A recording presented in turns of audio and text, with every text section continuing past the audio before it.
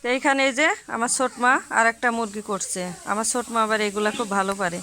আর এইখানে এই যে আমার এটা মামাতো ভাই। কিরে,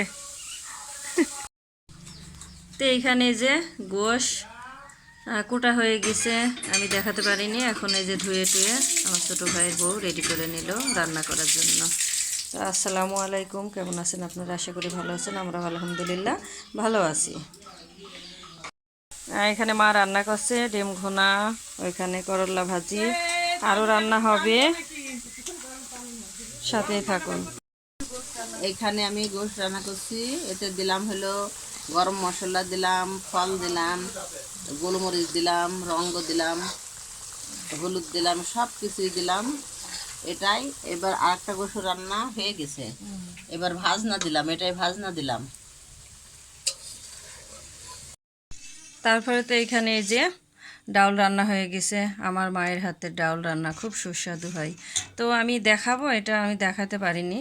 দেখছি যে রান্না হয়ে গেছে, রান্না করা হয়ে গেছে, যে নিয়ে এসে রেখে দিয়েছে। আবার যদি রান্না করে তাহলে পরে আমি পুরোটা দেখাবো না। এটা কিন্তু মাসকালাইয়ের ডাল। এই যে যেই বড়ি আরেকদিন দেখালাম দিয়া, সেই বড়ি এই যে রোদ্রে এইভাবে শুকাতে দিয়েছে। ওই যে দেখুন, বুঝেছেন? তার নিচে হচ্ছে পুঁই শাক।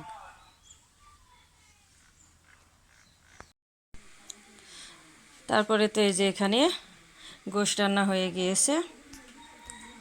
আমি গোসলে গিয়েছিলাম, এসে দেখছি রান্না হয়ে গিয়েছে। এখানে যে মাসকলাই ডাল রান্না করেছে, আর এখানে হচ্ছে সোনালি মুরগি রান্না করেছে, আর এখানে হচ্ছে করলা ভাজি, আর এখানে হচ্ছে ডিম ঘোনা, আর এখানে ভাত আছে। তো এটাই আজকে আমাদের দুপুরের খাবার দাবার। অবশ্যই মেহমান আছে।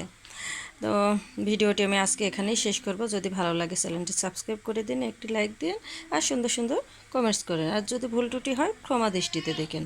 আসসালামু আলাইকুম।